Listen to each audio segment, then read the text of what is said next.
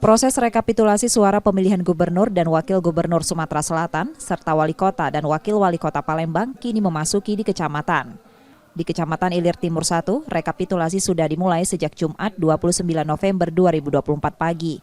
Rekapitulasi kecamatan difokuskan untuk pemilihan gubernur dan wakil gubernur Sumatera Selatan, kemudian dilanjutkan pemilihan wali kota dan wakil wali kota Palembang. Di Kecamatan Ilir Timur 1, terdapat 182 kotak suara dari 91 TPS. Panitia pemilihan kecamatan memastikan tidak ada kendala berarti dalam proses rekapitulasi suara. Mereka terus berkoordinasi dengan KPU Kota Palembang selama proses ini. Dari kemarin itu di tanggal 27 kan itu perhitungan di tingkat TPS. Sekarang itu sedang dilaksanakan perhitungan di tingkat kecamatan PPK. Di mana di sini di IT1 sendiri terdiri dari 182 kotak, 91 TPS, dan alhamdulillah sebanyak 182 kota itu juga sudah hadir di sini semua, sehingga kita bisa melaksanakan pleno di tingkat kecamatan.